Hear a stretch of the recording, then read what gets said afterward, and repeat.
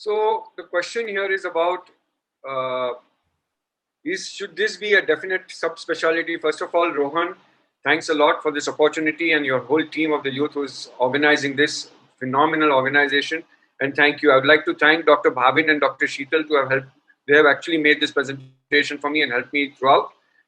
Question here is, should dry eye clinic be a subspecialty in your practice or not? So the answer is what we are going to discuss throughout the presentation. One second, I'm going to escape from here. Yeah. So let's get to the next. So we know that the tear film has got three components: the oily layer, the mucus layer, and the water layer. And any problem in any of the layers can cause irritation, photophobia, burning, and redness, as rightly mentioned. Multiple causes can be variable from systemic to local. And most important is the tear film is a clear optical interface for clear vision. Any disturbance in this tear film can lead to symptoms of dryness and, of course, poor vision. So throughout, it's very important that, yes, the challenging task is to get a perfect history, proper examination, systemic reports, dry eye reports, and most important is the concept of holistic approach to our patients, where treating dryness to systemic disorder and lifestyle change is what going to help the patient. So dry eye clinics are a necessity in present time, and it needs to be separate subspecialty. So how is it going to be? So I don't think it is a discussion or a debate. It's an absolute no-brainer. So what are we going to get into the details? My opening statement, jury, would be that the next 8 minutes I'll prove to you beyond reasonable doubt that dry eye is not a subspecialty, it's actually a super specialty in ophthalmology, but rather a very important one. So let's begin the whole debate. So first of all, let me tell you statistics. Global prevalence is 5 to 50%. LVPI did a study of 1.4 million people, and their statistics is by 2030, 45% of the population, not only urban, even rural, 17 million will have dry eyes, and 10% of them will be severe. So this is not my statistics. Today, if you look at the corona pandemic, it's work from home, school from home, shop from home, game from home, and all the time you're exposed. So I don't think it's a COVID issue anymore. It's an ophthalmo pandemic, a dry eye disease, a global pandemic. So it's just not as far as we are concerned. So the need of the hour today is to change your attitude, change your behavior, put this in action, which will give results and ultimately the performance. So a senior professor told one of his associates that, "Beta, aaj aapne OPD mein kya dekha?" So the sir, he said, "Sir, aaj maine OPD mein khujli pani patients hi the." So the senior professor got confused and said, "Ye kya hota hai?" So he replied saying, "Anxious, nagging, irritating patients presenting with itching, watering, burning, blurry vision, grittiness, and sometimes heaviness." Okay. So then the professor asked, "So what did you tell them and how did you manage them?" He said, "Tharcology."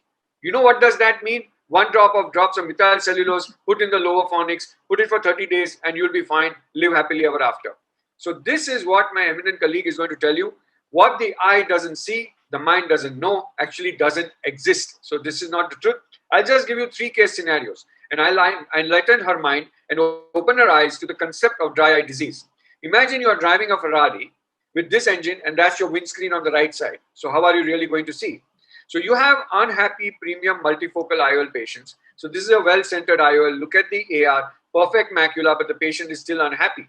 So many times the patient's relative will ask you that, "How long do you think the doctor, my mom's blurry vision is going to clear up?" And what you are going to say, "Right now, the real cause of your mom's blurry vision is surrounded by a deduction of ophthalmic science. The latest technology like LipiView, tear film, osmolarity, and inflammatory MPP9 is really going to help to solve your mother's problem." And yes, voila, we did a LipiView for the patient, and you see dropouts, you see absent glands, and you see congested glands with a lipid layer thickness of 20 and 22. What this patient actually needed was to have proper blinks, a LipiFlow treatment, and the magic was done. So statistically, dry eye disease was noted as dissatisfaction as 35% of patients fitted with presbyopic correcting IOLs being unhappy with the quality of vision only because of dry eyes. Case scenario 2.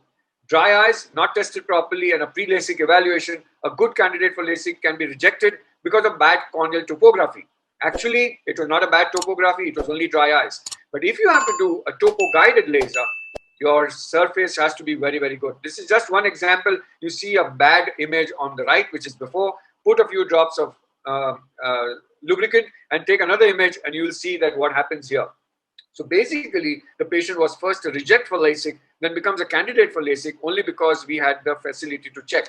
The most common scenario that you see today, a 45-year-old IT professional working 10 to 12 hours on the laptop, classic symptoms of dry eyes, what you will do is just give dry drops and say, go home.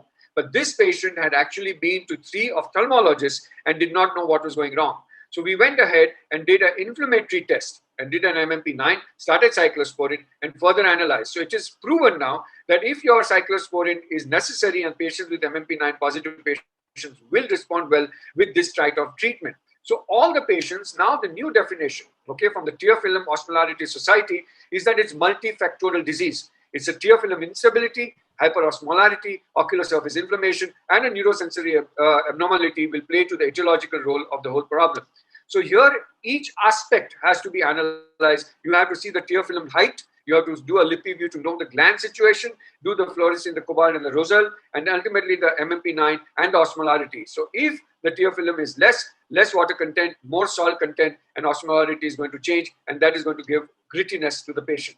So today's treatment is not just substitutes. You can see here that yes, we have the mask, the lippy flow, and a pulse slide. You can give steroids. You can also give cyclosporin, punctal occlusion, tarsorrhaphy, entropion, ectropion correction if that is there, and AMGs and MGGs and salivary gland transplantation.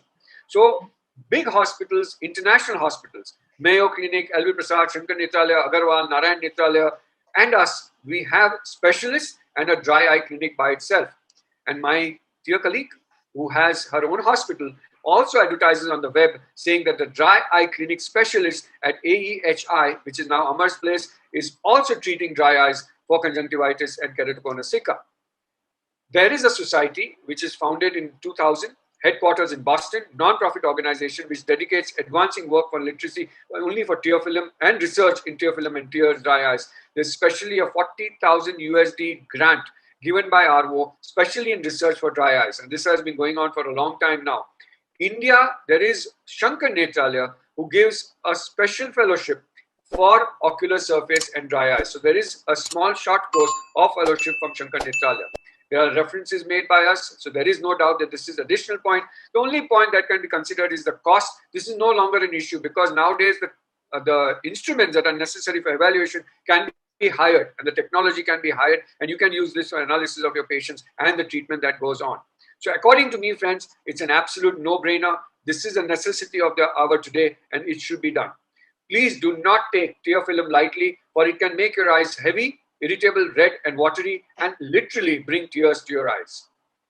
And this can really happen. Thank you and wish you have a great week.